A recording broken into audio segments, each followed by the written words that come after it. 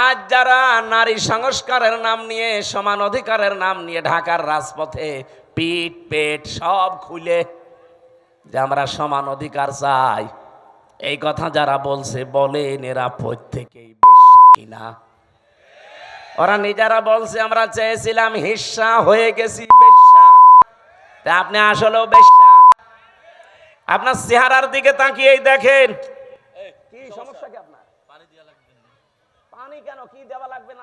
আপনি নড়াচড়া করবেন, ক্লাসে এরকম করেন মনে হয়।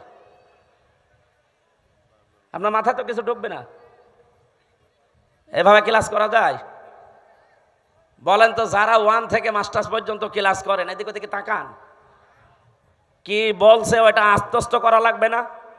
সারা জীবন খালি মারুফ মারুফ শুনেছেন, মারুফের বাংলা অর্থ জিজ্ঞাসা করলেও বলতে পারছেন না। কি ক্লাস করছেন আপনি? 500টা এরকম ন্যায় কাজ আছে কোরআনে, 500টা অন্যায় কাজ আছে, একটাও জানি না। খালি তা'মুরুনা বিল মারুফ তানহাউনা আনিল মুনকার শুনে যাচ্ছে, সে জন্মের পর থেকে আমল শুনছি। অথচ এটার সাথে পরিচিত হয়েছি কবে আমরা তাও জানি না, কিভাবে হয়েছি আমরা তাও জানি না।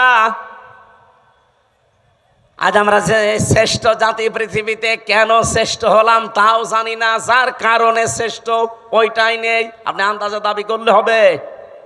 এই জন্য ন্যায় কাজ অন্যায় কাজ এটা আপনাকে এই মুহূর্ত থেকে জানা লাগবে। আমি নিজে আমার প্র্যাকটিক্যাল লাইফে দেখলাম, জেলে যাওয়ার আগে আমি 20 সালে গ্রামে একটা জেনা হয়েছিল। 2 জনই বিবাহিত এবং বিবাহিতা, তাদের সাক্ষী এবং প্রমাণও 4 জন ধরা পড়ে গেছে।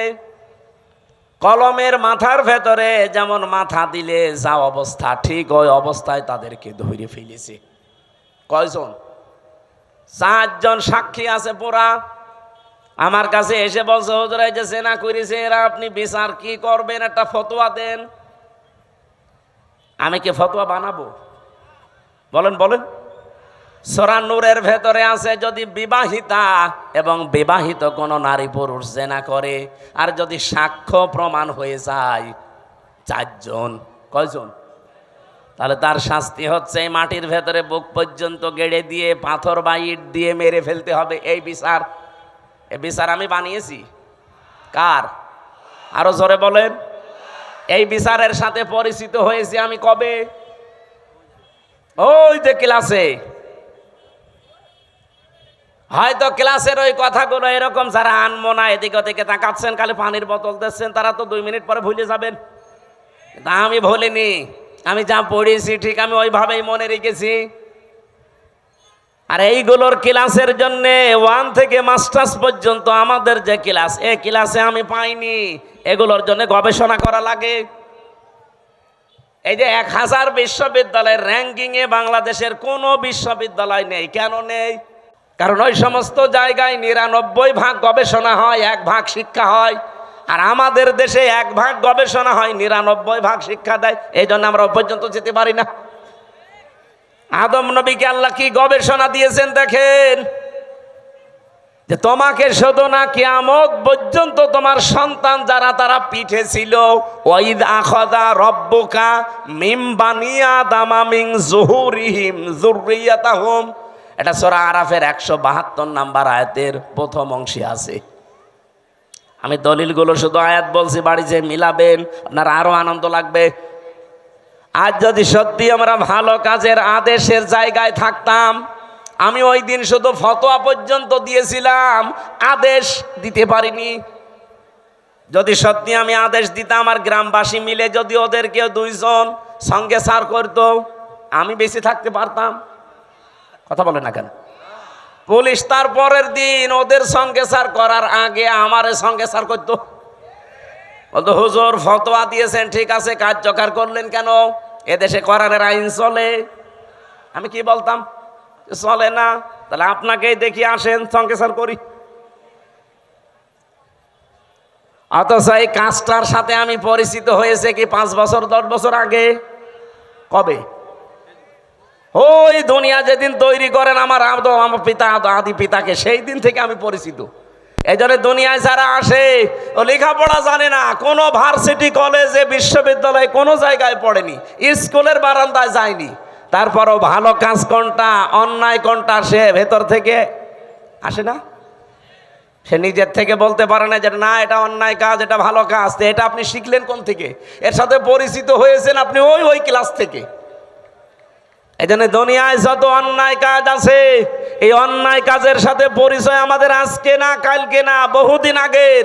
কিন্তু এই অন্যায় কাজগুলো বন্ধ করার জন্য যেখানে থাকা লাগে, আর 54 বছরও আমরা সেখানে যেতে পারি নাই, এই জন্য কোনো অন্যায় বন্ধ হয় না। ওই জায়গায় যাওয়ার জন্য আজ বাংলাদেশ চেষ্টা করছে যে ওখানে যদি যেতে পারি, ভালো কাজ কোনটা ও মন্দ কাজ কোনটা ঠিক আমি তো আগেই জানি, ওগুলো শুধু এখন বাস্তবতায় রূপ দেব। আমি বললাম যাদেরকে যে ভালো কাজে বাংলাদেশে আদেশ নেই, অনুরোধ আছে, একদল আবার বলবে হুজুর আপনি আমাদেরকে খোঁচা দিলেন। আপনাদের খোঁচা দিয়েছি? আপনি তো আদেশ করতে জীবনেও পারেন না, আপনি তো অনুরোধ করেন, চলো ভাই সলিমুদ্দিন নামাজ পড়তে যায়। এটা কি আদেশ না অনুরোধ? বলেন বলেন। ইসলামের কোন কাজ অনুরোধ আছে? নেই। সব কাজ ডু ইট, এটা কর, এইরকম আদেশ। এবার আসেন ওয়ানহাউনা আনিল মুনকার, যারা অন্যায় কাজে বাধা দেয়। আমরা বলি যে অন্যায় কাজে নিষেধ করে, কে বলেছে আপনাকে? অন্যায় কাজে এখানে বাধা দেওয়ার নিষেধ করা এক জিনিস না। ও বাবা সলিমুদ্দিন এই গাছটা কেটো না, এটা নিষেধ করলাম। কিন্তু এটা যদি বাধা দিতে হয়, তাহলে যে ওই গাছ কাটবে তার চাইতে আমার শক্তিশালী হওয়া লাগবে। এক কথা বলেন না কেন? এদেশে এরকম শক্তিশালী জায়গায় আমরা আছি। তাহলে চাঁদাবাজি যারা করে, এখানে যে যদি বলে ভাই না এ কাজ ভালো না, আস্তাগফিরুল্লাহ, ও বলবে রাখেন আপনার আস্তাগফিরুল্লাহ, টাকা দেন। আমরা আজ অন্যায় বন্ধ করার জন্য যে বাধার প্রাচীর তৈরি করা দরকার, যে সিস্টেমগুলোতে যাওয়া দরকার, ওই লাইনে আমরা নেই। এই জন্য আজ এই দেশে কোনো অন্যায় এখনো পর্যন্ত বন্ধ নেই, প্রকাশ্যে গোপনে চলছে। আমার কুষ্টিয়াতে কালকে কুমারখালী থানায় গাজী কালুর চম্পাবতীর গান হয়তো অর্ধ উলঙ্গ নাচ, এগুলো চলছে আবহমান কাল থেকে। এবার বাংলাদেশ জামাত ইসলামী ছাত্র শিবির বলেছে না, আমাদের এই থানায় এই এরিয়ার ভেতরে এই গনার কাজ আমরা করতে দেব না। নিষেধ শুধু না, বাধার প্রাচীর তৈরি করেছে, প্রতিবন্ধকতা সৃষ্টি করেছে। এখন এদের চাইতে যারা আরেকটু উপরে আছে বসে কি এই দুই দল লেগে গেছে। কালকে হাসপাতালে দেখেন কত মানুষ ভর্তি। আমার তো মনে হচ্ছে এখনো পর্যন্ত দেশে কেউ হাবিল কেউ কাবিল কাজ করছে। এ রাজশাহীতে নদী নেই, কি নাম কি? পদ্মা। পদ্মায় যে স্রোত চলে, আমি আর আবুল কালাম আজাদ সাহেব যদি বলি এই স্রোত বন্ধ হয়ে যা, সূরা ফাতিহা পড়ে ফু দিয়ে দিলাম, হবে? আবুল কালাম আজাদ আর আমির হামজান আমাদের বাবারা আসলেও হবে না। কাবা শরীফের ইমাম এনে কাজ করেন, তাও হবে না। এই স্রোত বন্ধ করার জন্য প্রাচীর দেওয়া লাগবে, বাঁধ দেওয়া লাগবে, প্রতিবন্ধকতা সৃষ্টি করা লাগবে। এটা বুঝেছেন? এটা বুঝেছেন? 500 অন্যায় কাজ চলছে এই দেশে এখনো পর্যন্ত, একটাও বন্ধ করার জন্য সে বাধার প্রাচীর নেই, বাঁধ নেই। এমনকি আমরা যে এখানে শক্তিশালী হয়ে দাঁড়াবো সেই পর্যায়েও এখনো যেতে পারিনি। তে আমরা উত্তম হলাম কি দিয়ে? এই দুইটা করার পরে তুমিনুনা বিল্লাহ, যারা আল্লাহর উপরে ঈমান আনে, এগুলোর 3 নাম্বারে আমরা ওইটা নিয়ে বসে আছি। আল্লাহ তুমি একজন আসো, তা আল্লাহ একজন আসো এ কথা তো আবু জেহেলও বলতো। কি আপনি কি মনে করেন যে আবু জেহেল কোনোদিন বলে না যে আল্লাহ একজন আছে? না, ও প্রতিদিন বলতো। কাবা শরীফে বদরের ময়দানে যাওয়ার আগে কাবার গিলাফ ধরে বলছে আল্লাহ তুমি একজন আসো, আমি জানি। আজকে মোহাম্মদের বিরুদ্ধে অস্ত্র নিয়ে যাচ্ছি যুদ্ধ করার জন্য বদরের ময়দানে, সত্যের পক্ষে যে আছে তাকে তুমি বিজয় দিও। ওর দোয়াও কবুল হয়ে গেছে, কারণ ও তো সত্যের পক্ষে ছিল। বলেন বলেন।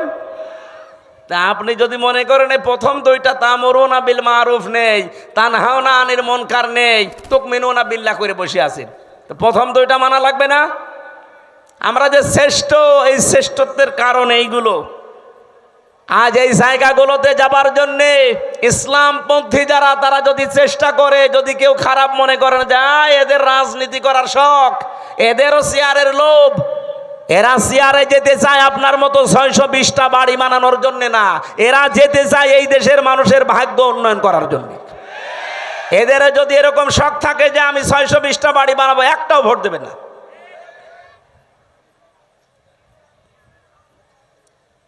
কোন কারণে আমার এই ঝামেলাপূর্ণ রাস্তায় আসার দরকার? আমার কোনো দরকার ছিল না। আমি আমার নিজেরটা বলছি, কালাম ভাই তার নিজেরটা বলুক। সারা জীবন ছাত্রছাত্রী পড়িয়েছে, অধ্যাপক ছিল, জীবনের শেষ বয়সে এসেছে পেনশন পাবে, 25, 30, 40, 50 লাখ টাকা পাবে, যা জীবন আর বাকি আছে আরামে খেয়ে চলে যেতে বাধ্য। কোন কারণে এই রক্ত পিচ্ছিল পথে এই মানুষের ঝামেলাপূর্ণ জায়গায় আসা লাগবে বলেন? আল্লাহ আমার যা দিয়েছে, আমার বাবার যা আছে, আমি মরণ পর্যন্ত যদি আরামে থাকতে চাই কোনো অসুবিধা নেই।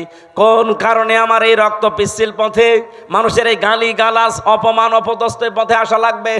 আমি দেখতে পাচ্ছি এই রাস্তাগুলোই না আসলে যারা আছে এরা একটাও এই রাস্তা ঠিক রাখবে না, রাস্তাও খেয়ে ফেলবে। এ কারণে আমাদের আশা লাগছে। আর এইটাকে এখন কেউ বলছে যে না এরা রাজনীতি করছে, এটা ধর্ম ব্যবসা করছে। আমারটা যদি ধর্ম ব্যবসা হয় আপনারটা কি বলেন? আমার এটা যদি ধর্ম ব্যবসা হয় আপনারটা কি আপনি বলেন? আপনি তো 5 বছর পরে ঠিকই মমতাজের মতো হয়ে যাবেন, 5 বছর পরে ঠিকই আপনি সালমান এফ রহমানের মতো হয়ে যাবেন, কিন্তু 5 বছর পরে আমি সালমান এফ রহমান না, আমার মনে হয় যা আছে এর চাইতে আরো 3 ভাগের 2 ভাগ চলে যাবে। সত্য কথা এইটাই, আপনার কাছে খারাপ লাগলেও বাস্তবতা এটাই, কারণ প্রমাণ হয়ে গেছে। মাওলানা মতিউর রহমান নিজামী আর আলে আহসান মুজাহিদ রহমতুল্লাহ আলাইহি জীবনে তারা প্রমাণ করে দেখিয়েছে যে ইসলামের ওপরে টিকে থাকলে অবস্থা এই হয়। তারা যদি লাইনে না এসে নিজেরা শুধু মসজিদের ইমামতি করে চলে যেত, জীবন কাটিয়ে চলে যেতে পারতো। কি দেখিয়েছে আপনি দেখেছেন, তামাম দুনিয়া অবাক হয়ে আছে আজ পর্যন্ত। এই বাংলাদেশে দৃষ্টান্ত এই 54 বছরে কেউ দেখাতে পারে নাই যে মন্ত্রীর দায়িত্ব পালন করে আবার 36 টাকা ফেরত দেয়। আপনি বলেন তো কে আছে দেখান, আমি সেখানে যাব। আর আজ শাহীবাসী যেহেতু হযরত ইব্রাহিম আদম আলাইহিস সালাম তার সন্তানের কাহিনী আমাদেরকে আল্লাহ শোনাতে বলেছিলেন, আজ হাবিলের মতো কিছু মানুষ আমরা তৈরি হয়েছি। নিজেদের জীবনে পরিষ্কার পরিচ্ছন্ন করে, কর্মজীবন পরিষ্কার পরিচ্ছন্ন রেখে আজ আমরা মানুষের আস্থা ভাজন অলরেডি হয়ে গেছি। কিন্তু কাবিল যেটা, ও নিজেকে নিজে সংশোধন না করে, ওরটা কেন কবুল হয়নি ওগুলো আবিষ্কার না করে আমারটা হয়েছে, ও আমাকেই মেরে ফেলতে চায়। এরকম কাবিল দেশে নেই, এক কথা বলেন নেই। আমরা এখন হাবিলের ভূমিকায় থাকতে চাই। ওই দিন হাবিল বলেছিল ক্বালা ইন্নামা ইয়াতাকাব্বালুল্লাহু মিনাল মুত্তাকিন। এখানে যারা আরবি গ্রামার বোঝে জিজ্ঞাসা করেন, ইন্নার পরে যদি মা আসে বাংলা অর্থ দাঁড়ায় একমাত্র, কেবলমাত্র, শুধুমাত্র, হবেই হবে, এইটাই। এরকম 33টা অর্থ আছে। হাবিল ওই দিন জানাতে চেয়েছে, হে ভাই আপনি আমার বয়সে বড়, আপনার শক্তিও শরীরে বেশি, দুনিয়ায় এসেছেন আপনি আগে, খেয়েছেনও বেশি, এখন আপনার সাথে তো আমি পারবো না। কিন্তু সাফ কথা শোনেন, আপনার কোরবানি কবুল হয়নি, আমারটা হয়েছে, আপনি এখন আমাকেই মেরে ফেলতে চান। আপনাকে জনগণ ভালোবাসে না চাঁদাবাজির কারণে, আপনার চরিত্রের কারণে, আর আমার জীবনে ওইসব নেই, এই জন্যে মানুষ আমাকে বিশ্বাস করে, আমার উপরে আস্থা রাখে, আর আপনি আমাকেই মেরে ফেলতে চান। সাফ কথা শুনে রাখেন, ক্বালা ইন্নামা ইয়াতাকাব্বালুল্লাহু মিনাল মুত্তাকিন। ইয়াতাকাব্বালু মোজারে, বর্তমান, ভবিষ্যৎ, প্রেজেন্ট, ফিউচার। শুধু আজকের দিন না, কিয়ামত পর্যন্ত শুধুমাত্র আল্লাহ গ্রহণ করে, কবুল করে মুত্তাকিদের জিনিসপত্র। এই জন্য আমরা এখন থেকে মুত্তাকি হওয়ার চেষ্টা করি। মুত্তাকি কি? মুত্তাকি শব্দের বাংলা অর্থ হচ্ছে ভদ্রলোক। মুত্তাকি শব্দের বাংলা অর্থ হচ্ছে বেঁচে থাকা।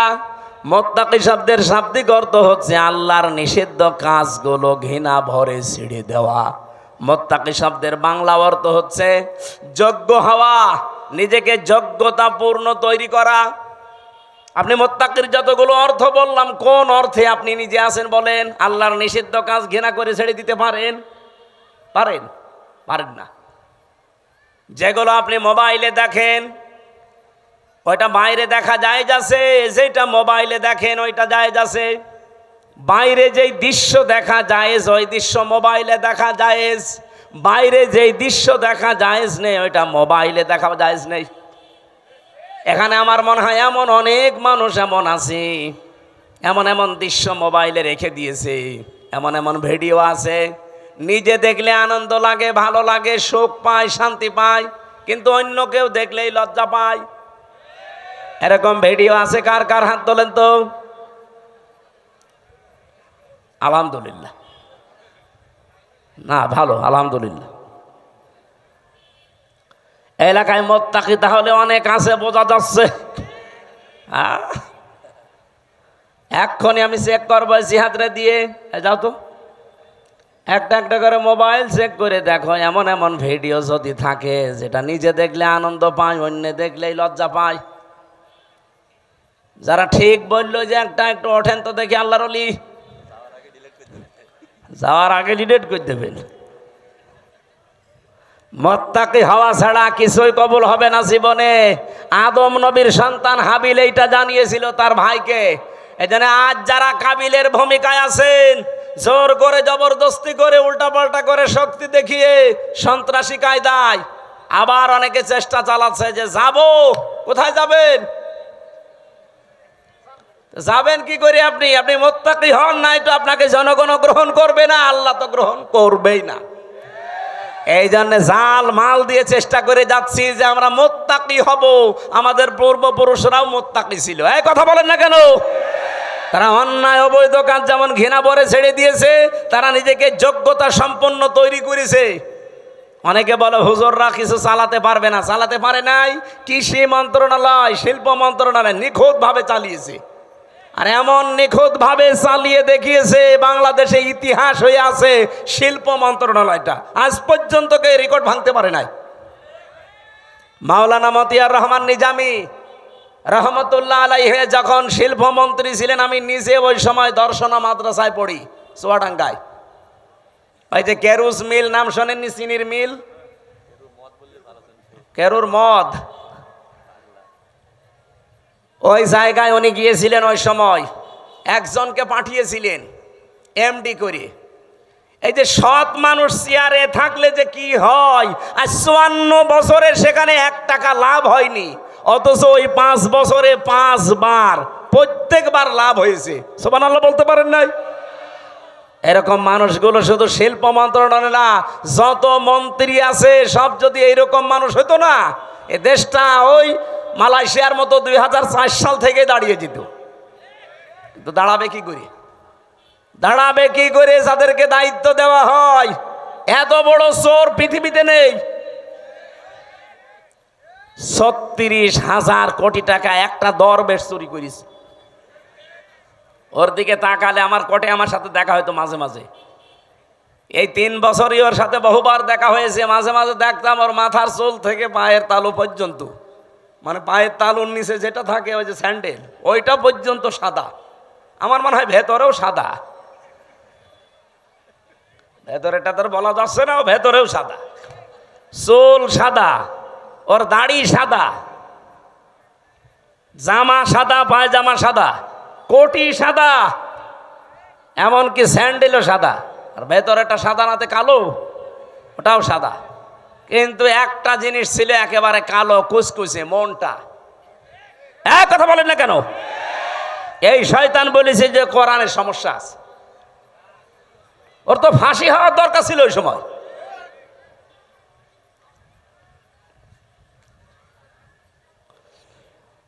আমি তো বাস্তব কথা শোনাতে চাচ্ছি।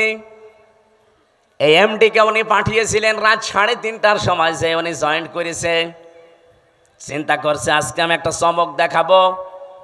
একেবারে মেন গেটে যে দারোয়ান আছে তারে বলছে, আপনি এখান থেকে একটু নিরাপদ দূরত্বে থাকেন, আপনার পোশাকটা আমারে দেন। ওই যে হাটে একটা লাঠি নিয়ে বসে থাকে, লাঠি নিয়ে দারোয়ানের মতো বসে আছে। ফজরের নামাজ শেষ করে সকাল 7টা থেকে আরম্ভ হয়েছে, মানুষ যাচ্ছে 10টা পর্যন্ত। এরপরে ডিউটি আর এক দলের আসবে। তখন বাজে 11:45।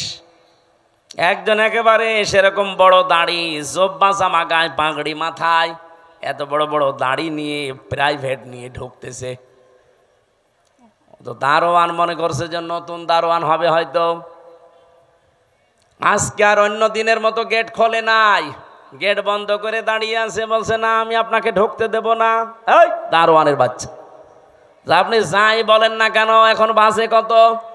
আপনার তো এখানে আসার কথা 10টায়, এখন বাজে 11:45, 1 ঘন্টা 45 মিনিট লেট আপনার। আপনি যদি আমার চাকরি খেয়েও ফেলেন, আমি আপনাকে আজ ঢুকতে দেব না। এখন দারোয়ানের সাথে মারামারি করবে। শেষ পর্যন্ত বলেছে, ঠিক আছে, তোর চাকরি কে রাখে আমি দেখব। এই ধস্তাধস্তিতে শেষ হয়ে যাওয়ার পরে দারোয়ানকে এবার ভেতরে যেয়ে বলছে, আপনার দায়িত্ব আপনি পালন করেন, যান। আমি চলে গেলাম। যে এমডির অফিসে বসেছে, ওই লোকটার খবর নিয়ে ডাক দিয়েছে যে ওকে ডাক দেন আমার অফিসে। অফিসে ঢোকার পরে যখন সালাম দিয়েছে, জবাব দিয়ে বলছে, দাঁড়ান, চেয়ারে বসার দরকার নেই, আপনি দাঁড়ান, আপনাকে আমি কয়েকটা কথা জিজ্ঞাসা করব। এখন বাজে হচ্ছে 11:45, আপনার 10টায় অফিসে আসার কথা। আপনি যে মুখে দাঁড়িয়ে রেখেছেন, এই দাঁড়িয়ে আপনার জন্য না, কারণ এই দাড়ি যিনি রাখতেন তিনি কাজে এভাবে ফাঁকি দিতেন না। আপনি বিশাল জব্বা গায়ে দিয়ে এসেছেন, পাগড়ি মাথায় দিয়ে, এই পাগড়ি জব্বা আপনার জন্য না, কারণ এগুলো যিনি পরতেন তিনি জীবনে কোনোদিন কাজে ফাঁকি দেননি। আপনি কার আদর্শগুলো শরীরের ভেতরে ধারণ করে ফাঁকি দিচ্ছেন? আপনি 10টা থেকে 4টা পর্যন্ত ডিউটি করবেন, এইটা আপনার ইবাদত। কথা বলেন না কেন? আর আপনি 11:45, 1 ঘন্টা 45 মিনিট লেট। মাসের পরে তো ঠিকই বেতন নিয়ে নেবেন। আপনার বেতন হালাল হয় কি করে? আপনার নামাজ হয় কি করে? আপনার দাড়ি রাখা আপনার জন্য না, কেটে ফেলেন দাড়ি।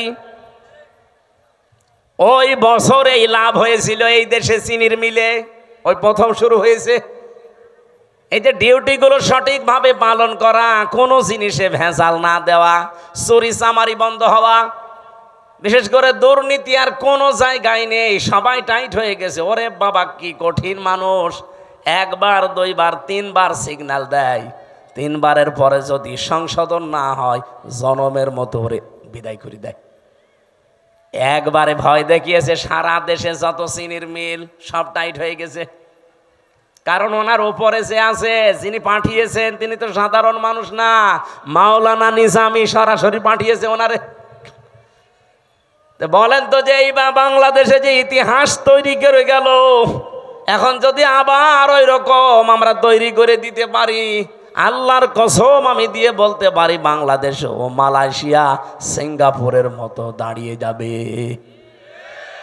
মালয়েশিয়া দাঁড়িয়েছে 2004 সালের পর থেকে, সিঙ্গাপুরও দাঁড়িয়েছে 2004 সালের পর থেকে, পাশাপাশি দেশ। আমি ঘুরে আসলাম কয়েকদিন আগে। এ বাংলাদেশের চাইতে কত ছোট সিঙ্গাপুর জানেন? এ রাজশাহী জেলা আমার মনে হয় এই মাথা থেকে ওই মাথা 70-80 কিলোমিটার হবে না? হবে না? কত? 80 কিলোমিটার এই জেলাটা, এ মাথা থেকে ও মাথা। অথচ সিঙ্গাপুর একটা দেশ, মাত্র 42 কিলো এই মাথা ও মাথা, চারিদিকে সাগর, মাছ বিক্রি করে খেত ওরা। কি অবস্থায় দাঁড়িয়েছে সিঙ্গাপুর আজ! 257টা দেশের ভেতরে যদি 10টা দেশ গণনা করেন, সিঙ্গাপুর একটা ধরা লাগবে। এ পর্যায়ে তারা গেছে শুধুমাত্র এই সৎ নেতৃত্বের কারণে। তারপরও তো তারা আল্লাহর আইন মানে না, শুধু যা আইন বানিয়েছে ওইটাই পঙ্খানো মানে, এই কারণে দাঁড়িয়েছে। আর আমরা শুধুমাত্র নিজেদের আইন না, এই দেশে যদি ইসলাম আসে পুরাটা চলবে আল্লাহর আইন। এই বলেন বলেন, 56,000 বর্গ মাইল পুরাটা চলবে কার আইন? আরো জোরে বলেন, কয়টা? 500। ওই যে পরিচিত যে বিষয়গুলো আদম নবী থেকে, ওই বিষয়গুলো আসবে পরিচিত সব, একটা একটা করে ব্যক্তি, পরিবার, সমাজ, রাষ্ট্রে কায়েম হয়ে যাবে 500। আর অন্যায় 500। সৎ কাজে আদেশ দেবে, অন্যায় কাজে নিষেধ করবে। এই প্রতিশ্রুতি ওনারা দিয়েছে। অন্য দলের ভেতরে যদি এই প্রতিশ্রুতি থাকে যে আল্লাযীনা ইম্মাক্কান্নাহুম ফিল আরদি আকামুস সালাত ওয়া আতাবুজ যাকাত ওয়া আমারু বিল মারুফ ওয়া নাহাউ আনিল মুনকার ওয়া লিল্লাহি আকিবাতুল উমুর, যেই দলের কর্মসূচিতে এই চারটা আছে আপনি তাকে এবার ভোট দেবেন, সে যেই হোক। আমি কারো দলে বিদলে নেই, এই চারটা কর্মসূচি যার কাছে পাবেন তাকে এবার ভোট দেবেন। আর আমি যেহেতু নিজে দেখতেছি এই মানুষগুলো এই গ্যারান্টির উপরে আছে, এরা কথা দিয়েছে যদি ইসলাম দেশে সংসদে যায় প্রথমেই তারা নামাজের বিল আনবে। ওনারা জিজ্ঞাসা করেন, যদি বলেন না আমি নামাজের বিল প্রথমে আনবো না, আমি সুদের বিল আনবো, ওরা একটা ভোটও দেবেন না। 2 নম্বরে ওরা জাকাতের বিল কায়েম করবে, যে জাকাত ভিত্তিক অর্থনীতি কায়েম হবে এখন থেকে। 3 নম্বরে ভালো কাজ, যেটা পরিচিত কাজ, ওগুলো জারি হবে, এগুলো আদেশ হবে আইনের মাধ্যমে। আর অন্যায় যতগুলো আছে অন্যায় সব বন্ধ হবে, বাধার প্রাচীর তৈরি করা হবে। এটা যদি আজ বাংলাদেশে ইসলাম থাকতো, কুমারখালী এই গাজী কালুর চম্পাবতীর এই অর্ধ উলঙ্গ নাচের অনুমতি দিত, এটার জন্য মারামারি হইতো, আইন পাশ করে সব অন্যায় কাজগুলো বন্ধ করে দিত। এই জন্য আমরা চাচ্ছি আপনারা যা ভুল বোঝেন বা ভুল বোঝান, এই যে রাজশাহী অঞ্চলের এ পাশে কালকে আমার মাহফিল যেখানে আছে চাঁপাইনবাবগঞ্জ, 2 জন বিশাল বিশাল মুফতি আছে, স্বামী আর স্ত্রী 2 জনই মুফতি, ভারতের কামান, এরা মুজাদ্দেদে জামান। কি ফতোয়া দিচ্ছে দেখেছেন? এরা কোনোদিন 24-এর কথা বলে না, এরা শুধু কথা বললে 71, 47, 52। কথা বলছে না কেন? আরো কিছু তৈরি হয়েছে তাদের মুরিদ, এই পাবনার একটা হাবিব ঘোষণা দিয়েছে এই পাবনা জেলার আটঘরিয়ায় জামাত ইসলামের কোনো মানুষ আজানও দিতে পারবে না, নামাজও পড়াতে পারবে না। তা আপনি ঘোষণা দিয়েই শেষ করে দিলে হবে? আপনি নিজে নামাজ পড়াতে পারবেন? আজকে একজনের নামাজ দেখলাম, কি সোরা পড়ছে গো, জিবরাইল নতুন নাজিল করছে, আলাম তারা কাইফা ফালা রব্বুকা বিয়াস। তাও তো আমি ভালো করে পড়ছি, এটা শোনান তো। কি তেলাওয়াত, আমার মনে হয় দাঁত মুখ ভেঙে যাবে। এই কথা যে বলতে পারে আমার মনে হয় তারে এখন থেকে ইমামতির জায়গায় দাঁড় করিয়ে দেওয়া লাগবে। আর ওই যে আর এক চাপাবাজ যেটা ডিম খাচ্ছে, আচ্ছা আমার বুখারী শরীফ, কোরআন শরীফ সব পড়া শেষ, হ্যাঁ পুরাটা চাপাবাজি। এই বহু চাপাবাজ এই দেশে এখনো আছে গোপনে, আর প্রকাশ্যেও অনেকে 24-এর কথা বলে না, কথা বললেই 71, কথা বললেই 52, কথা বললেই 47। আরে ভাই 71, 52, 47-এ আমরা কেউ ছিলাম না, আমরা ছিলাম 24-এ। এই যে মে মাস চলছে, আজকে 22 তারিখ, এই সামনে মাসের 10 তারিখে জুন মাসের এই দেশে জুলাই ঘোষণাপত্র অলরেডি প্রকাশ করা হবে। যখন এই ঘোষণাপত্র আসবে তখন অটোমেটিকভাবে বাংলাদেশের সংবিধান বাতিল হয়ে যাবে। আর এই সংবিধান অনুযায়ী এখন যে চুপ্প মিয়া আছে রাষ্ট্রপতিও অটোমেটিক বাতিল হয়ে যাবে। কথা বলেন না কেন? কারণ এই দেশ চলবে এখন 24-এর চেতনায়। কথা বলেন ঠিক কিনা? কোনো বৈষম্য থাকবে না দেশে, আর বৈষম্য যতদিন আছে ততদিন নির্বাচনও হবে না। তাহলে নির্বাচন দিলে এই 2732 জন মানুষ মরে গেল, ওদের কি জীবনের দাম নেই? তো ওদের জীবনের দাম দেন, তারপরে আপনি 72, 71, 73-এর কথা নিয়ে আসেন।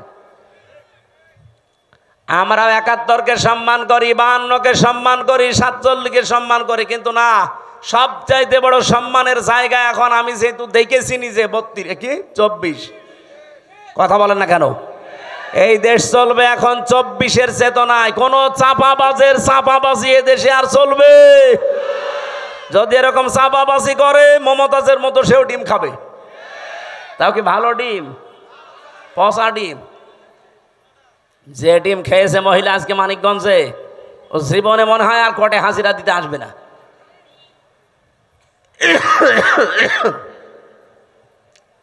আমার ভাইরা, এই জন্য আমাদের সতর্কতার বিষয় হচ্ছে আমরা এখন কাবিলের মতো না, আমরা এখন হাবিলের মতো অবস্থানে যাব। ভাই যা করেন করেন, আপনার ওই পায়ে পা দিয়ে ঝগড়া করতে চান, আমি এখন ঝগড়ার ভেতরে নেই। আমি আছি আমাকে সংশোধন করে জনগণের সামনে আস্থাভাজন হিসাবে তৈরি করা। কারণ আমি চাই এই পৃথিবীতে আমারটা যেমন কবুল হচ্ছে, আমার আন্ডারে যারা থাকবে তাদেরটাও যেন আল্লাহর দরবারে কবুল হয়। আর আপনি আমাকে মেরে ফেলার জন্যে উঠে পড়ে লেগেছেন। লাইম বাসাত্তা ইলাইয়া ইয়াদা কালি তাকতুলানি মা নাবি বাসিতি ইয়াদিয়া ইলাই কালি আকতুলাক ইন্নী আখাফুল্লাহ রাব্বাল আলামিন। কি গুরুত্বপূর্ণ কথা ওই দিন হাবিল বলিস। আল্লাহ হাবিলের এই কথাগুলো আমাদের জীবনে মেনে চলার তৌফিক দেন, বলেন আমিন। আমরা সূরা মারইয়ামের 41 থেকে তেলাওয়াত আরম্ভ করেছি। তেলাওয়াত কি তো আয়াত থেকে তাফসীর আকারে কথা বলা, সময় বেশি হয়ে যাচ্ছে, একটু সময় দেন আমার আজকে, যেহেতু মাহফিল আজকে একটা, তো এই জন্য একটু বেশি সময় নিচ্ছি। মাহফিল যতক্ষণ চলে আয়াতটা শেষ না হতে থাকবেন মোনাজাতের পরে। আমার এই যে গাড়ি আছে, এটা আমার গাড়ি না, এই গাড়ি থেকে আমার লিখিত যে বইগুলো আছে মেয়েদের ওপরে পুরুষদের উপরে, ওটা নিয়ে যেয়ে পড়বেন। বই মানুষকে ঠকায় না, পড়বেন, আপনার ভাগ্য খুলবে ইনশাল্লাহ।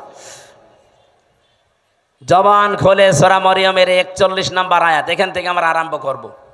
যেহেতু সামনে আর 15 দিন পরে গুরুত্বপূর্ণ যে দিবসটা, এই দিবসটা আদম নবী থেকে যদিও আরম্ভ হয়েছে, কিন্তু আমরা সুন্নত হিসাবে পশু জবাই করার এই নিয়ম পেয়েছি আমাদের জাতির পিতা ইব্রাহিম আলাইহিস সালাম থেকে। সেখান থেকে এখন আমরা আরম্ভ করছি। প্রথম অংশ শেষ, দ্বিতীয় অংশ শুরু হচ্ছে।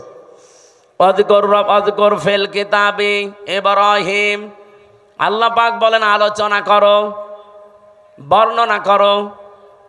কিতাবের ভেতরে আমি ইব্রাহিম আলাইহিস সালামের যে কাহিনী বর্ণনা করেছিলাম, এইটা আপনি আপনার উম্মতদের কাছে বর্ণনা করেন। ইন্নাহু কানা সিদ্দীকান নাবিয়্যা, নিশ্চয় সে ছিল একদিকে সত্যবাদী আর একদিকে নবী। এটা বাংলা অর্থ ছিল আয়াতের। এবার আমরা তাফসিরে যাচ্ছি। সূরার নাম সূরা মারইয়াম। কি নাম বলেন বলেন? অনেকে বলে সূরা মরিয়ম, না, মরিয়ম বলে কোনো শব্দ কোরআনে নেই। কোরআনে আছে সূরা মারইয়াম। মারইয়াম বলেন বলেন। কিয়ামতের ময়দানে এই নামটা এত দামি নাম।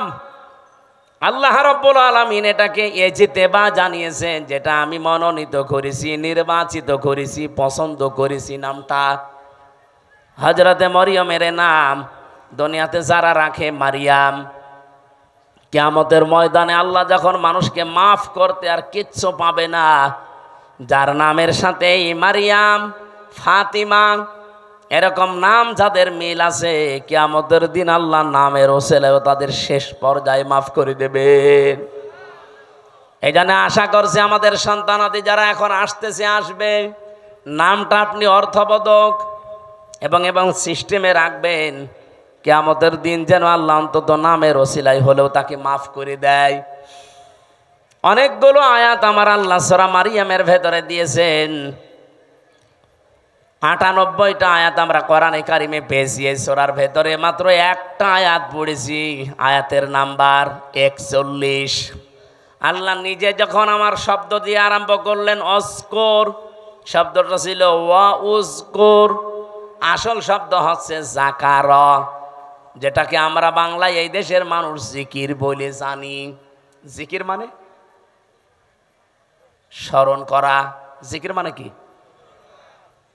আমি এই রাজশাহীতে এর আগে আমি জিকির শব্দের উপরে আলোচনা করেছিলাম। জিকিরের 19টা অর্থ আছে পুরা কোরআনে।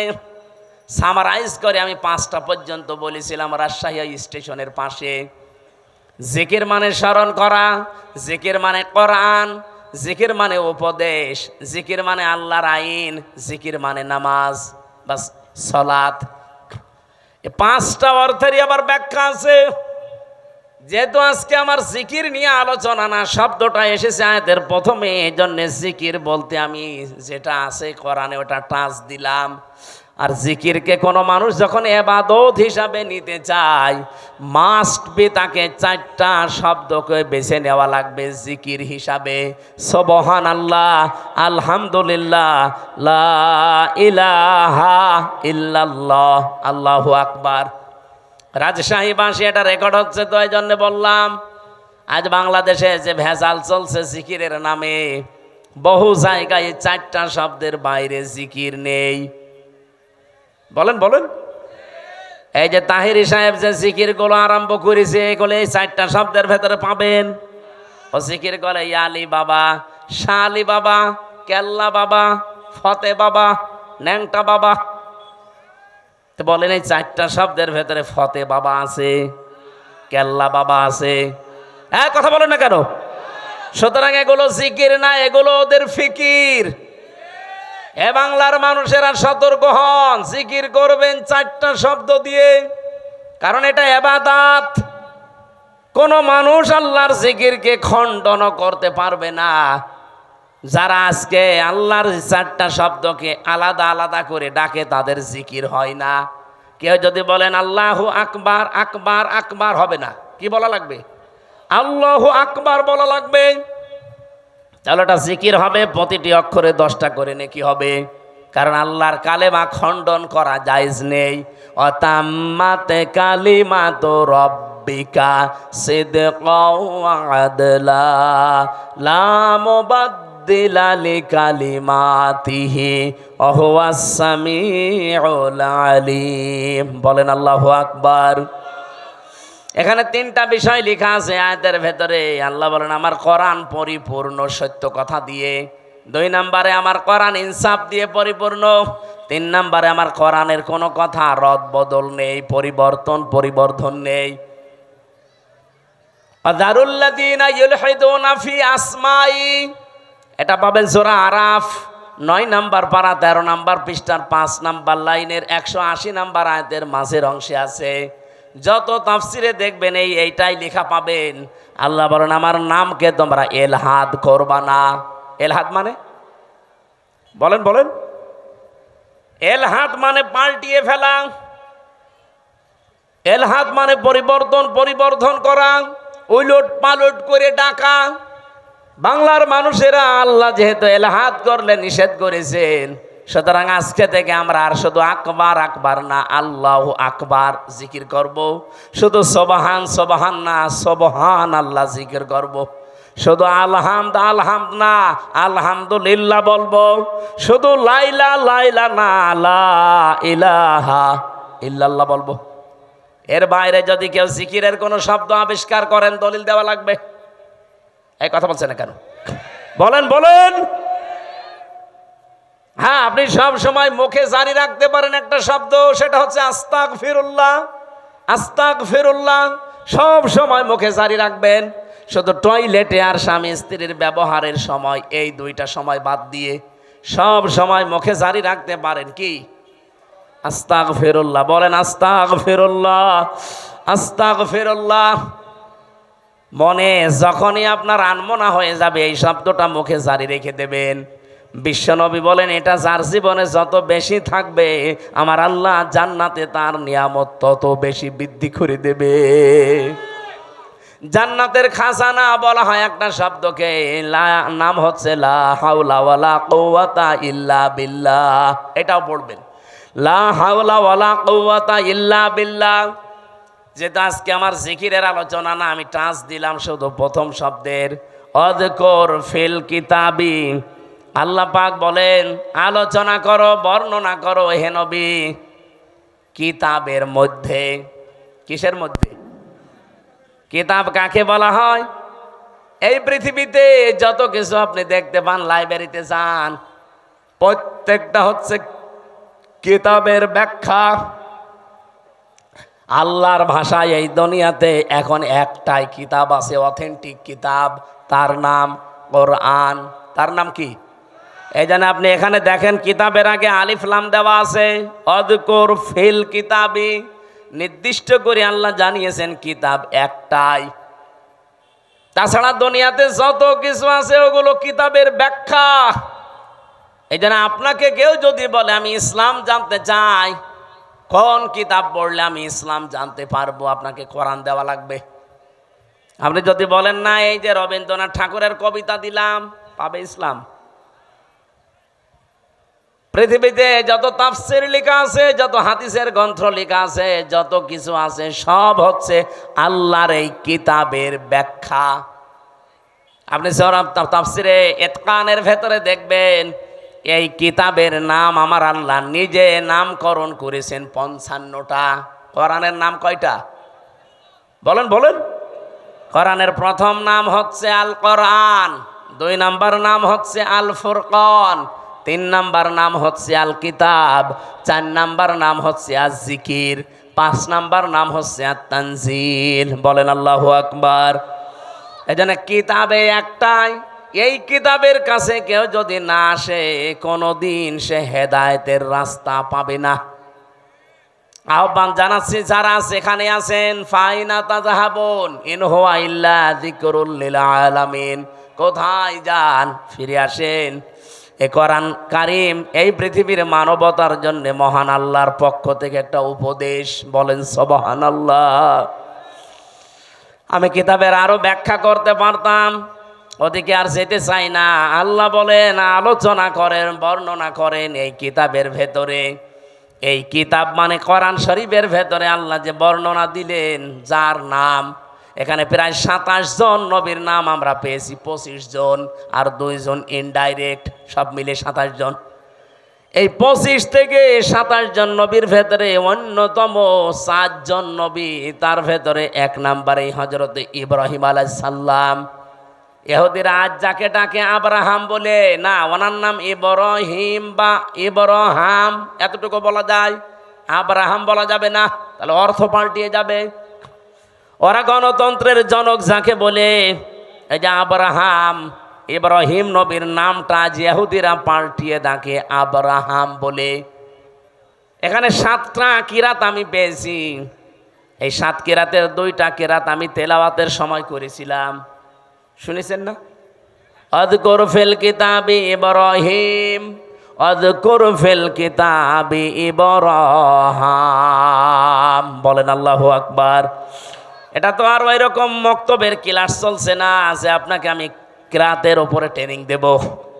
রব্বুল আলামিন বলেন আমার ইব্রাহিমের কথা আমি এই কোরআনে আলোচনা করেছি, হে নবী কেন জানেন?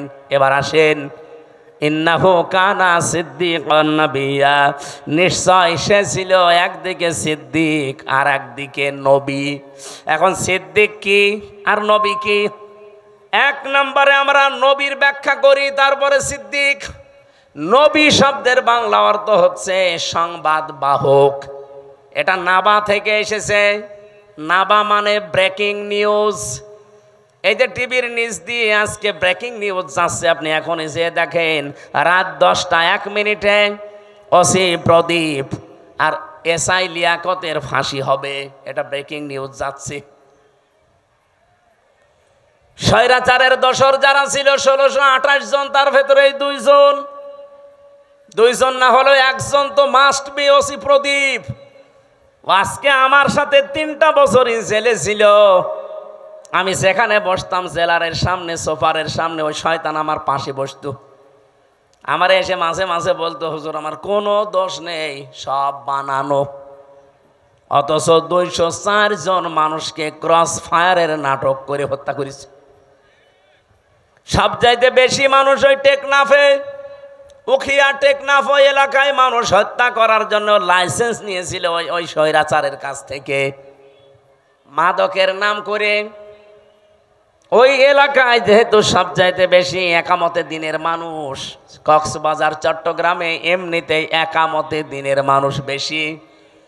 ওই কয়েক বছরের ভেতরে সবচাইতে বেশি মানুষ হত্যা করেছে শিবিরের। 204 জন মানুষ মেরেছে।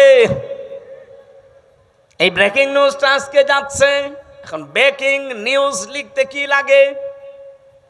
আপনি দেখেন ইংরেজি শব্দ যেহেতু নিউজ, নো কি NEW এস লাগে না? আপনি একটা একটা করে শব্দের সাথে অর্থ মিলান। এন দিয়ে যদি ধরেন ইস্ট, ই দিয়ে নর্থ, নাই এন দিয়ে নর্থ, ই দিয়ে যদি ইস্ট ধরেন, ডাব্লু দিয়ে ওয়েস্ট, আর এস দিয়ে সাউথ, তাহলে পৃথিবীর 4 কোণা হয়ে যাচ্ছে। তামাম পৃথিবীতে যত সংবাদ পৌঁছানো লাগবে সব আমার আল্লাহ নবীদেরকে দিয়ে পৌঁছিয়েছিলেন। বলেন সুবহানাল্লাহ। সব চাইতে বড় সংবাদ হচ্ছে, এরপরে একটা একটা করে সংবাদগুলো তিনি পরিবেশন করবেন তার পরিবার থেকে শুরু করে। 2 নম্বরে তিনি সিদ্দিক ছিলেন। সিদ্দিক কি? সত্য কথা বললেই সিদ্দিক হয় না মানুষ। সত্যকে সত্য বলে জানার পরে যারা দ্বিধাহীন চিত্তে প্রশ্ন ছাড়া গ্রহণ করে নিতে পারে তার নাম সিদ্দিক। হযরতে আবু বকর পর্যন্ত তিনি ছিলেন, কিন্তু জানি যখন মেরাজের এই কাহিনীকে সত্যকে সত্য জানার পরে কোনো প্রশ্ন ছাড়া দ্বিধাহীন চিত্তে মেনে নিয়েছিলেন, বিশ্বাস করেছিলেন। বিশ্বনবী ওই দিন তাকে বলেছিলেন, তুমি আবু বকর শুধু না, আজকে থেকে আবু বকর সিদ্দিক। তাহলে আজ বাংলাদেশে আমরা যদি কেউ সিদ্দিক হতে চাই, কিয়ামতের দিন যেহেতু 4 প্রকার মানুষকে আল্লাহ পুরস্কার দেবে, মিনান নাবিয়্যিনা ওয়াস-সিদ্দীকিনা ওয়াশ-শুহাদা ওয়াস-সালিহিন, এই 4 প্রকারের ভেতরে 2 নাম্বারে সিদ্দিক। তাহলে সত্যকে সত্য জানার পর কোনো চিন্তা ভাবনা আর করা যাবে না। দ্বিধাহীন চিত্তে প্রশ্ন ছাড়া পিছুটান ছাড়া যারা মেনে নিয়ে জীবন চালাতে পারবে, কিয়ামতের দিন তারা সিদ্দিকের কাতারে উঠবে। এ বাংলাদেশে সিদ্দিক আছে, খালি নামে আছে আবু বকর সিদ্দিক। সত্যকে সত্য জানার পরে মেনে নেওয়া দূরের কথা, আরো ঘাড় ঘোরায়, ঘাড় মোটা করে, চোখ মোটা করে। পাবনায় কোরআনে কারিমে আগুন লাগিয়েছে 150টা কোরআনে। সত্য কোনটা আপনি উদ্ঘাটন করে বের করেন না, আন্দাজে একজনের ওপরে 10টা চাপিয়ে এমন কালার করার চেষ্টা চালিয়েছে। এখন তো সব বেরিয়ে আসছে, কে কে এটা করেছে, কার নির্দেশে করেছে, সব বেরিয়ে আসতেছে। আমরা দল বিদল বসি না, কোরআনে যারা আগুন দিয়েছে তাদের হাত এই দেশে থাকবে না। এই কথা বলেন না কেন? যে এই কাজের সাথে জড়িত, যারা এর সাথে ইঙ্গিত দিয়েছে। আপনি কি জামাত ইসলামের অফিসে আগুন দিয়েছেন? ওটা তো একটা শো। ওখানে ছিল কি? আল্লাহর কোরআন, 1টা 2টা না, 150টা কোরআন পুড়ে ছাই হয়ে গেছে। কোরআনে আগুন দেননি আপনি, আপনার কপালে আগুন দিয়েছেন। নিজেকে সংশোধন না করে আবার কাবিলের মতো হটকারিতা করেন যে কি ওরা নিজেরাই কোরআনে আগুন দিয়ে আমাদের ওপরে দোষ দেয়। ওদের বিবেকের ওপরে কি কুকুরে প্রসাব করেছে যে নিজেরা আগুন দিয়ে আপনারা দোষ দেবে? আরে কি দুনিয়ার কোনো বিষয় হেলা খেলা করে আপনার উপরে দোষ দিয়ে দিল? এ কোরআন আপনারও না, আমারও না, এ কোরআন কার? এই জন্য আমরা আহ্বান জানাচ্ছি, এটার সুষ্ঠু তদন্ত হয়ে যারা জড়িত জনসম্মুখে তাদের বিচার করা লাগবে। হ্যাঁ, রাজি আছেন না আপনারা? রাজি আছেন না? আগামীতে কেউ যেন সাহস আর না দেখায়। সিদ্দিকী আমরা বুঝি না। আমাদের জাতির পিতা হযরত ইব্রাহিম, তিনি প্রথমে আকাশের তারকা দেখে বলেছিলেন এইটাই আমার খোদা হবে। যখন ডুবে গেছে বলছে না, ডুবে যাওয়া জিনিস আমি ভালোবাসি না। যখন চাঁদ দেখলেন বললেন এটা আর একটু বড়, এটা আমার বড় খোদা। বলেন না, এইটাও ডুবে গেছে, মানি না। সকালবেলা যখন সূর্য দেখলেন বলেন হাজা আকবার, এর চাইতে বড় জিনিস আর নেই, এটাই আমার বড় খোদা। ওইটা যখন সন্ধ্যাবেলা ডুবে গেল তিনি ডাক দিয়ে বললেন না, ইন্নী ওয়াজ্জাহতু ওয়াজহিয়া লিল্লাযী ফাতারাস সামাওয়াতি ওয়াল আরদা হানিফা ওয়া মা আনা মিনাল মুশরিকিন। আমি আজ আমার চেহারাকে ঘুরিয়ে দিলাম ওই আল্লাহর দিকে যিনি আকাশ আর জমিনের উদ্ভাবক। আমি একনিষ্ঠভাবে মন থেকেই ঘুরে এসেছি, আমি মুশরিক না। ও বাংলার মানুষেরা, জাতির পিতা ইব্রাহিম তিনি নিজে খোঁজ করে করে সত্যকে উদ্ঘাটন করেছিলেন, আর আমরা সেই জাতির পিতার সন্তান।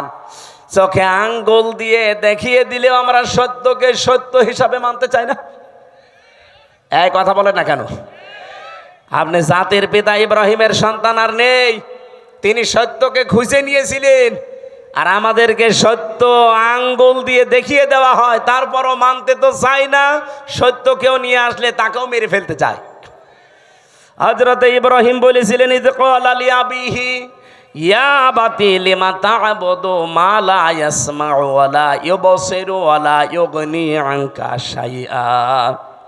হে আমার বাবা, কেন আপনারা ইবাদত করেন যেটা কানে শোনে না, চোখে দেখে না, কোনো উপকারও করতে পারে না?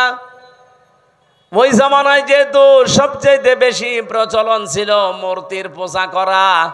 ইব্রাহিম নবীর বাবার নাম ছিল আজর বা তারিক। উনি নিজে হাতে মূর্তি বানাতেন আর ওটা বাজারে বিক্রি করতেন, সেল দিতেন, খুব দামি দামি মূর্তি। ইব্রাহিম নবীকে দিয়ে মূর্তি বিক্রি করার জন্য বাজারে পাঠাতেন। তাফসিরে লিখেছে ওনাকে একবার ঝুড়ির ভেতরে, বড় বিশাল একটা ঝুড়িতে অনেকগুলো মূর্তি মাটির তৈরি করা, বলছে বাজারে নিয়ে যাও, বিক্রি করে আসো। বাজারে নিয়ে যাওয়ার পরে এক জায়গায় রেখে দিয়েছে। কেউ তো নিচ্ছে, কেউ নিচ্ছে না। চিন্তা করে অনেকগুলো তো বেঁচে আছে, কি করা যায়? মনের ভেতরে ওই যে উনি সত্যের সন্ধান যেহেতু আগেই পেয়েছিলেন, বাবাকে এত করে বুঝিয়েছেন যে বাবা এ কানে শোনে না, চোখে দেখে না, উপকারও করতে পারে না, আপনি এর পেছনে সময় দেন, শ্রম দেন, এর কাছে মাথা নত করেন। বাবা তো মানে নাই, বলছে এটা আমার ব্যবসা, এটা করলে অনেক কিছু আয় হবে। প্রতিমধ্যে নিজে নিজে একটার সাথে আর একটা ঠোকর লাগিয়েছে। মাটির জিনিস, শুকনা জিনিস একটার সাথে আর একটা মারে ভেঙে যায়। বাড়িতে ঝুড়ি ভর্তি করে নিয়ে এসে বলছে বাবা এই দেখেন রাস্তায় মারামারি করে এদের অবস্থা। আমার মনে হয় বিশ্বে আজ যারা মুশরিক আছেন, যারা মূর্তি পূজা করেন, বিবেকের উপরে যদি কুকুরে পেশাব করে না দেয়, বিবেক যদি কারো কাছে বন্ধক না রাখেন, নিজের হাতে তৈরি করা জিনিসের সামনে জীবনও আপনি মাথা নত করবেন না। অনেককে দলিল দিয়েছিলেন, প্রথমে যুক্তি দিলেন বাবা মা লা ইয়াসমাউ ওয়া লা ইউবসিরু ওয়া লা ইউগনি আনকা শাইআ, যে কানে শোনে না, চোখে দেখে না, আপনাকে আমি এত করে বোঝালাম, আর এখন আপনি বলছেন যে ভেঙ্গে ভেঙ্গে তারা নিজেরা মারামারি করে মরে গেছে। আমি আপনাকে বোঝালাম যে ওরা নিজেরা মারামারি করে, আপনি বিশ্বাস করেন না। আপনি বলছেন না ওরা তো কথা বলতে পারে না। কথা যেহেতু বলতে পারে না, কানে শুনতে পারে না, বিপদে পড়লে আমারে বাঁচাতেও পারে না, তাহলে এর সামনে আপনি মাথা নত করেন কেন? বাবা তখন লাজবাব হয়ে গেছে। হযরত ইব্রাহিম দেখলেন আমার বাবা যখন অন্তত এখন আর জবাব দিতে পারে না, তখন তিনি বলেছিলেন ইয়া আবাতি ইন্নী ক্বাদ জাআনি মিনাল ইলমি মা লাম ইয়াতিকা ফাত্তাবি'নি আহদিকা সিরাতান সাবিয়্যা। হে আমার বাবা, আমার কাছে একটা জ্ঞান এসেছে, ওই যে তিনি তিনটা জ্ঞানের মাঝখানে পেলেন, তারকা, সূর্য আর চন্দ্র, দেখে দেখে একটার পর একটা যখন ডুবে যায় তার ভেতর থেকে ওই যে জ্ঞানটা, এই জ্ঞান উনি পেয়েছিলেন কোন জায়গা থেকে? ওই যে একেবারে প্রথম ক্লাস, ওই ক্লাসে আদম নবী, পৃষ্ঠদেশে ইব্রাহিম নবী ছিলেন না? বলেন বলেন। ওই দিন থেকে তিনি জেনেছিলেন। এটা হয়তো অনেকের চাপা পড়ে থাকে, এই জন্য প্রকাশ করতে চায় না। নবীদের যেহেতু আল্লাহ কন্ট্রোল করছেন, ওই জ্ঞানটা ওনার কাছে আমার আল্লাহ উদ্ভাসিত করে দিয়েছেন, জাগরণ করে দিয়েছেন। ডাক দিয়ে বললেন বাবা আমার কাছে যে জ্ঞান এলেম এসেছে, আপনার কাছে ওইটা নেই, আর আপনার কাছে থাকলে ওইটা চাপা পড়ে আছে। আপনাকে আমি আহ্বান জানাচ্ছি, আপনি আমার অনুসরণ করেন, তাহলে আপনাকে আমি সহজ সরল পথ দেখাতে পারবো। ইয়া বাতিলা তা'বুদিশ শাইতানা ইন্নাশ শাইতানা কানা লির রহমানি আসিয়া। তিনি ডাক দিয়ে বলেছিলেন, হে বাবা, ইয়া আবাতি ইন্নী আখাফু আইয়ামাসসাকা আযাবুম মিনার রহমানি ফাতাকুনা লিশ-শাইতানি ওয়ালিয়্যা ক্বালা আরাগিবুন আনতা আন আলিহাতি ইয়া ইব্রাহিম লা ইল্লাম তানতাহি লা আরজুমান্নাকা ওয়াহজুরনি মালিয়া। বলেন সুবহানাল্লাহ। হযরত ইব্রাহিম এত সুন্দর করে তার বাবাকে বুঝিয়েছিলেন। আজও তামাম বিশ্বের মুশরিকদেরকে নবীর উম্মত যারা আমরা এইভাবে করে বোঝাতে চাচ্ছি, তো মানুষ বোঝা তো দূরের কথা, ওই জামানায় ইব্রাহিম নবীর বাবা যা বলেছিল, আজ আমার মনে হচ্ছে বাঙালি জাতি আমাদেরকে তাই বলছে। ওই জামানায় ইব্রাহিম নবীর বাবা বলেছিল, ওয়াহজুরনি মালিয়া, তোকে তো আমি নিজে জেলখানায় পাঠিয়ে দেব, অথবা মেরে ফেলবো, অথবা দেশ থেকে তোরে এমন দূরে তাড়িয়ে দেব যেন তোর সাথে দেখা না হয়। এ কথাগুলো আজ বিভিন্ন ভাষায় আমাদের ওপরে চাপিয়ে দিচ্ছে, বিভিন্ন কায়দায় আজরের বংশধর দ্বারা তারা। আমার কথার অর্থ আমি আশা করছি আপনি বুঝেছেন। এত লাইন দিয়ে বোঝানো হয় মানুষদেরকে, এত জলিল দিয়ে, যুক্তি দিয়ে, প্রমাণ দিয়ে।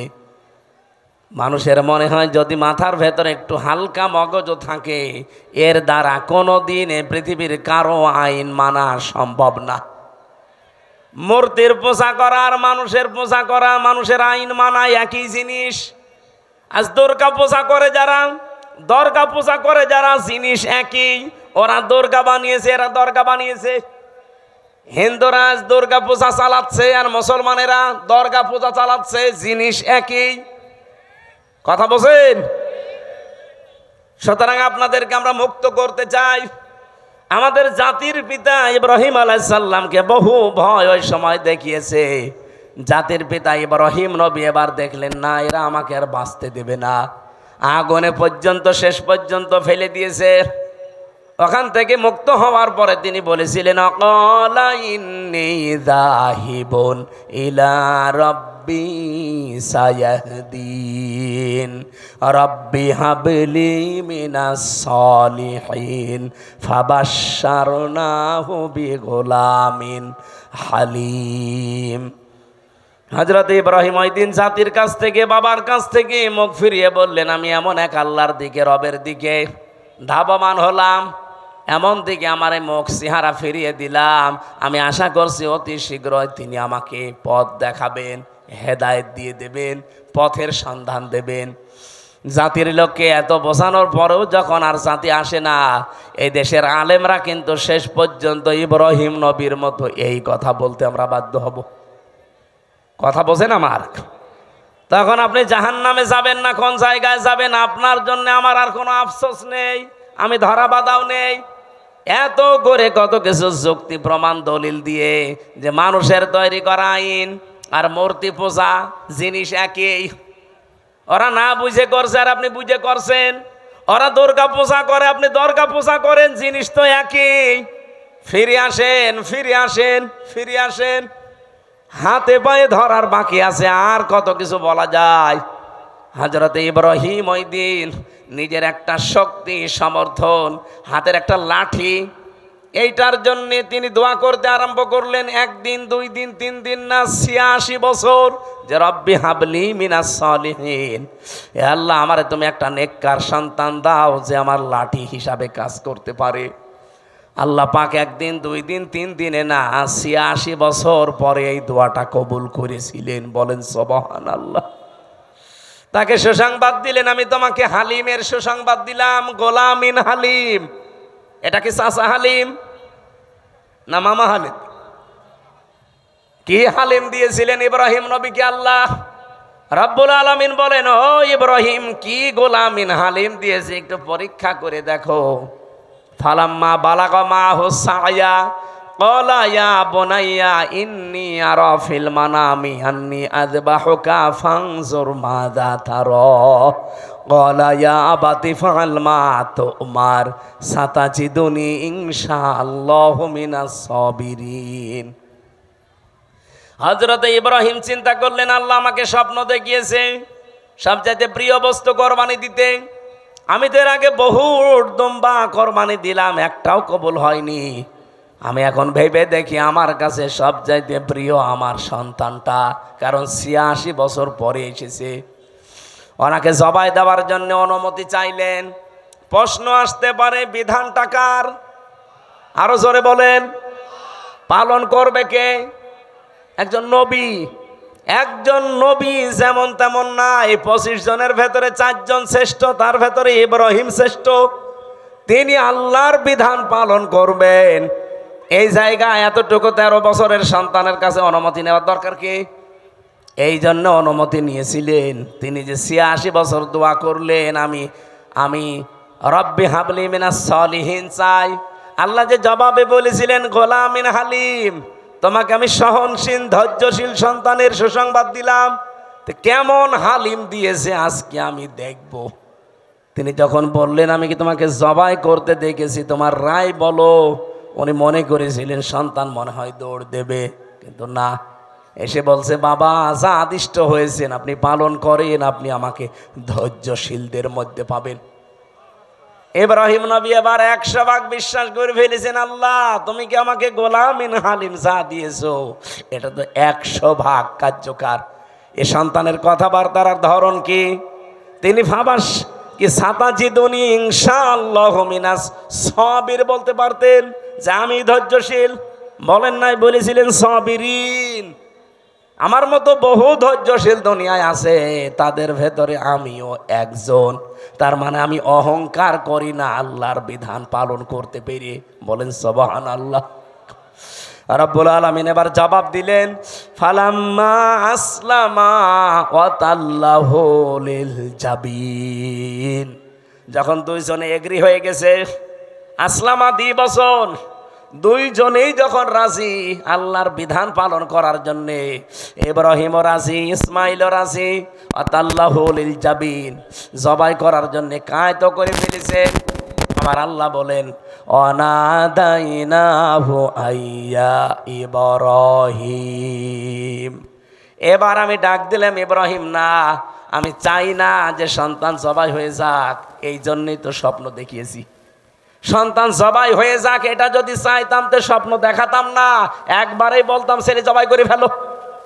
স্বপ্নের মাধ্যমে যে দেখালাম যে এই এই এই প্রক্রিয়া করো, তার মানে সন্তান জবাই হয়ে যাক, এটা আমার উদ্দেশ্য না। আমার উদ্দেশ্য তোমার আমার হুকুম মানো কিনা। কোরবানি এসেছে ১ বছর পরে পরে। হযরত ইব্রাহিম থেকে সুন্নাত এইটা পালন করার জন্য যে আল্লাহর বিধান সামনে যখন যেটা আসবে প্রশ্ন ছাড়া আমরা মানতে পারি কিনা। আমার কথা বোঝা গেছে কিনা? সামনে আল্লাহর বিধান যখন যেটা আসবে, যত কিছু হারাতে হয় হারাবেন। ইব্রাহিম নবীর মতো হাতে ছুরি নেওয়া লাগবে, ইসমাইল নবীর মতো গলা দিয়ে দেওয়া লাগবে। এই জন্য আল্লাহ আসলামা দ্বিবচন দিয়েছেন।